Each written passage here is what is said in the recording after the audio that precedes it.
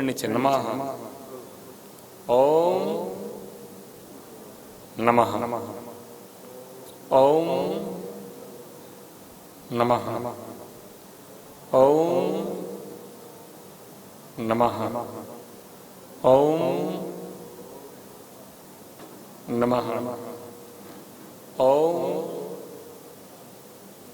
नमः, ओम नमः। चलिए गर्दन साइड में करें, ऐसे ही झुकाएं। ओम नमः, ओम नमः, ओम नमः, ओम नमः, ओम नमः, ओम नमः, ओम नमः। चलिए राउंड दें गर्दन के, राउंड दें। ओम ह्रीम अर्हम नमः, ओम ह्रीम अर्हम नमः, ओम ह्रीम अर्हम नमः, ओम ह्रीम अर्हम नमः, ओम ह्रीम अर्हम नमः, ओम ह्रीम अर्हम नमः, ओम ह्रीम अर्हम नमः। हम लोग बैठे हैं तो अच्छे प्रशस्त भावों से, कहीं भी रहें मन विशुद्ध रखें, कहीं भी बैठे मन विशुद्ध रखें। कोई वचन बोले तो अच्छे वचन बोले, मीठी वचन बोले, हितकारी वचन बोले, बुरे वचन नहीं बोले, झूठ वचन नहीं बोले, दूसरों को दगा देने वाले वचन नहीं बोले, अच्छे वचन प्रशस्त।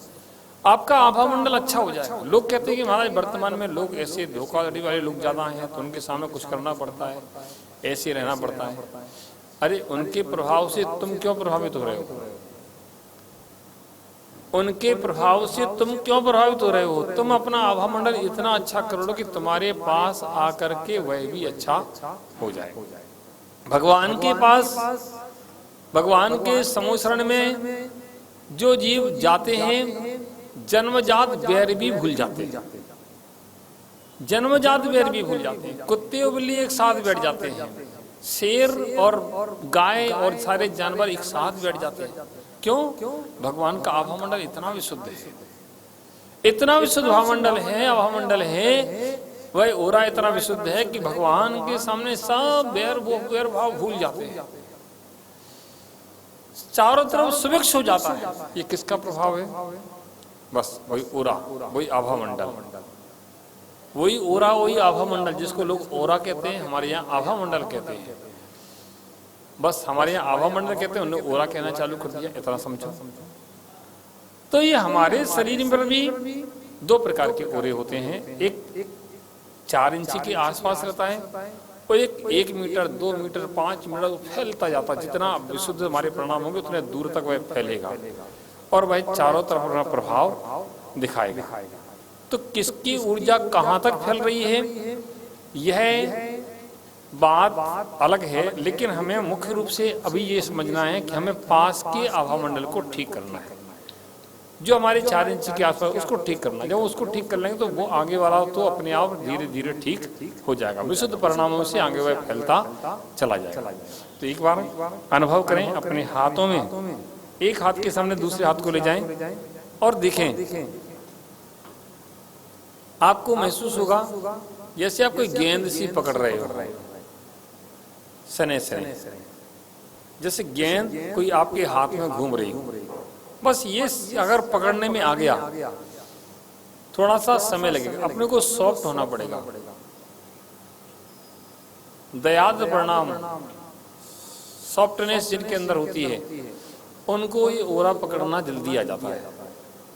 जिनके अंदर दया परिणाम नहीं है, सॉफ्टनेस नहीं है, उनको ये पकड़ने में नहीं आएगा। कसाय भाव जिनके हैं उनको ये कुछ समझ में नहीं आएगा, और जिनके परिणाम दयालु हैं उनको ये ओरा अपने आप समझ में आने लगेगा। ऐसे देखें, कुछ आ रहा समझ में? कुछ आ रहा है? बस अब जो आ रहा समझ में उसी से अपने अन्य शरीर को दिखने की कोशिश करें। ये सीखने की चीज है, अभ्यास करके अपन सीख सकते हैं। अपने शरीर में आपके शरीर के चारों तरफ आप ऐसा लगेगा आप जैसे हाथ पे हाथ फिर रहे हैं। ये देखें, यहाँ मेरी तरफ देखें, ऐसे करके देखें, आपको लगे जैसे आप हाथ फिर रहे हैं जबकि हाथ आपका दूर है।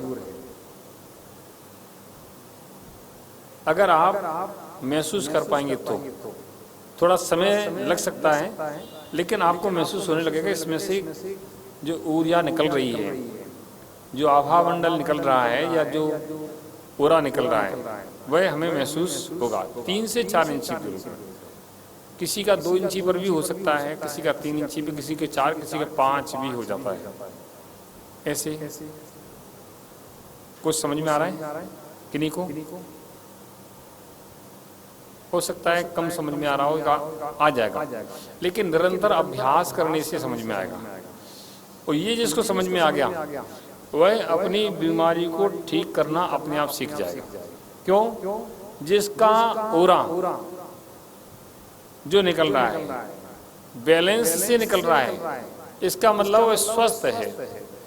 कहीं अगर पेट में दर्द है, पीठ में दर्द है, कमर में दर्द है, तो वहाँ ओरा वहाँ का डिस्टर्ब दिखेगा तुम्हें, अपने आप आगे पीछे दिखेगा, घटा बड़ा दिखेगा। और जो घटा बड़ा दिख रहा है इसका मतलब है आपको वहाँ दर्द है और उस घटे बड़े ओरे को ठीक करना है। आप थोड़े से दर्द नहीं भी है तब भी वह ओरा कभी घटा बड़ा दिख सकता है। क्यों? वह आपके दर्द अभी है नहीं है, लेकिन आने वाला है।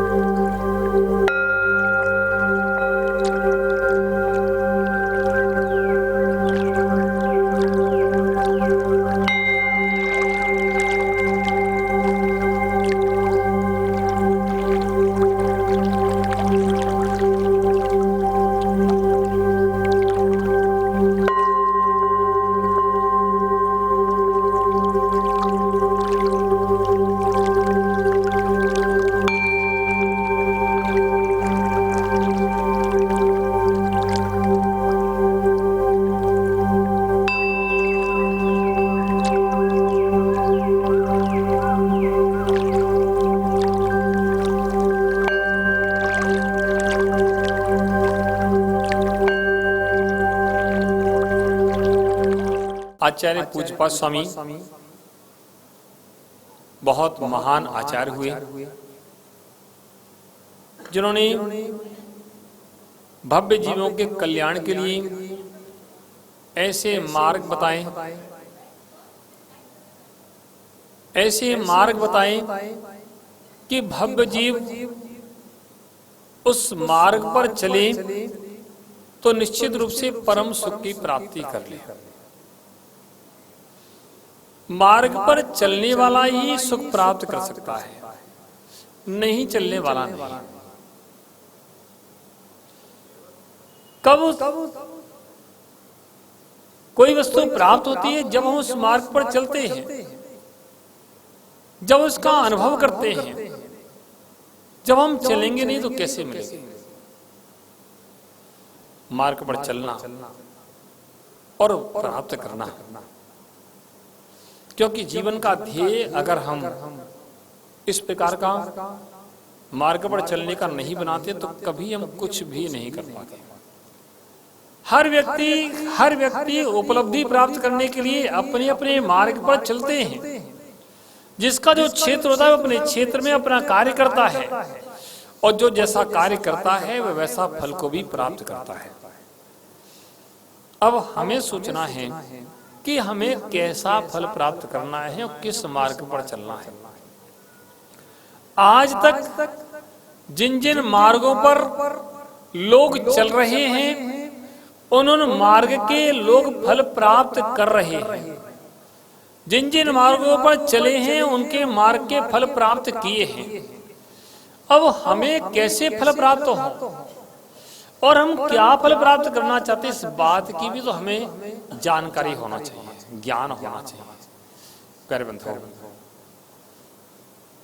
यह जीव अनादि काल से संसार के कार्य करता चला आ रहा है। कब से? अनादि काल से। अब आपको हमारा अनादि काल से क्या करता चला आ रहा है कि हाँ, अनादि काल से संसार के कार्य करता चला आ रहा है। संसार कार्य क्या है? अच्छा मकान बनाना, अच्छे से रहना, घूमना फिरना, संसार के कार्य हैं। इन संसारिक कार्यों को करता चला आ रहा है अनादि काल से। अब आपको महाराज, ये तो मनुष्य की बात है, अन्य जीव, ऐसा कोई जीव नहीं है जो अपना जीवन यापन नहीं करता। हर जीव अपना जीवन यापन करता है। हर जीव अपना जीवन यापन करता है। बस कोई कहे नहीं करता, ऐसा नहीं। एक बार मैं एक स्थान पर रुका था, कमरे में रुका था, तो सुबह का समय जैसे हुआ तो कमरे में चींची चींची की आवाज आने लगी। अब चींची की आवाज ही, मैंने कि कमरे के अंदर ये आवाज, सुबह की सामयिक मेरी चल रही थी, आवाज जैसी आई तो दृष्टि तो पहुंची गई। तो देखा ऊपर दो चिड़िया, एक चिड़िया बैठी है और आवाज कर रही है। तो चिड़िया है, हो गई बस बात खत्म। लेकिन और आवाज दूसरी छोटी चिड़िया की आई, जैसे उसका बच्चा था। एक छोटा सा बच्चा था और चिड़िया थी। मैंने देखा बच्चा और चिड़िया दोनों बैठे चींची चींची कर रहे हैं और थोड़ी देर बाद वो चिड़िया वहां से उड़ी और उड़ करके एक रास्ते से निकल गई। एक छोटा सा रास्ता था, वहां से निकल गई, बाहर गई और बाहर जाने के बाद थोड़ी देर बाद वो लौट करके आई। लौट करके आई, अपने बच्चे के पास आई। बच्चे ने मुंह खोला और उसने मुंह खोला और बच्चे के मुंह में दाना डाल दिया। अपना दाना लेके आई और बच्चे के मुंह में डाल दिया। और फिर गई उड़ करके, फिर दाना लेके आई, फिर बच्चे के मुंह में डाल दिया। ऐसे वो 10-5 बार गई होगी, आई होगी। मैं देख रहा था, मैं सोच रहा था कि ओहो, अगर मनुष्य सोचते हो कि यही अपने बच्चों का पालन पोषण करते हैं तो इन गलत फहमी है। एक छोटे छोटे जीव भी जिनके बालक हैं, बच्चे हैं, वे अपने बच्चों का ध्यान रखते हैं कि मेरे बच्चे ऐसा जानते हैं, उनके अंदर भी ममता होती है और वे भी अपने बच्चों के लिए व्यवस्था करते हैं, बच्चों के लिए पालन करते हैं, बच्चों के लिए शिक्षा देते हैं, शिक्षा भी देते हैं, मार्ग भी बताते हैं कैसे करना है। हम ही केवल शिक्षा नहीं देते, हम लोग तो प्रत्येक चीज को देखते हैं, गौर से देखते हैं, अध्ययन करते हैं। एक स्थान पर हम लोग थे तो देखा कि एक बिल्ली यहाँ खड़ी है। मान लें एक रास्ता है, रास्ते के बीच में इधर मकान इधर मकान, और बिल्ली खड़ी हुई, उसका छोटा सा बच्चा, उसको भी उसने खड़ा किया से खड़ा हो, और बिल्ली ने उधर छलांग लगाई, रास्ता को लांग दिया और दूसरी बिल्डिंग पर पहुंच गई। अब बच्चे को दिखने लगी, वो बच्चा नहीं लगा पा रहा था छलांग, बिल्ली फिर आई, फिर उसने छलांग लगाई। ऐसे 2-4 बार उसने करके दिखाया। मैं बड़े गौर से देख रहा था कि करती क्या है, और उसने 2-4 बार करके दिखाया और बच्चा नहीं लगा पाया, डर रहा था, नहीं लगा पा रहा था, डर रहा था। उसने एक पैर मारा और बच्चा नीचे गिर गया। मैंने कहा ओह ये क्या किया, लात मार दी अपने पैर, बच्चा नीचे गिर गया रोड पर। और फिर गई नीचे दौड़ गई और जाकर के देखा बच्चे को फिर लेके आई और फिर खड़ा कर दिया, चल लगा छलांग, फिर खड़ा कर दिया और फिर बच्चे ने कोशिश की और फिर वह छलांग मार दी उसने तो ताकत लगा करके, और जैसे तैसे पकड़े, वो पीछे से खड़ी तो जैसे उसने भी मार दी और पकड़ लिया वहां जाके बच्चे को।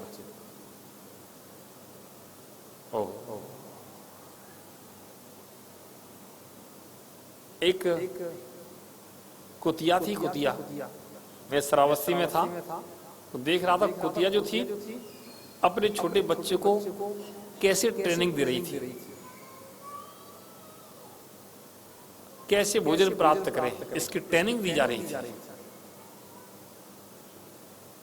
कैसे जीव, छोटे छोटे जीव जो हैं जिन्हें हम अज्ञानी अबोध समझते हैं, वे भी अज्ञानी अबोध नहीं है, उन्हें भी मतश्रुत ज्ञान है, वे भी सब जानते हैं, उन क्रियाओं को सब करते हैं, सब शिक्षा देते हैं, सब भोजन की व्यवस्था करते हैं और ऐसे अपना जीवन यापन करते हैं।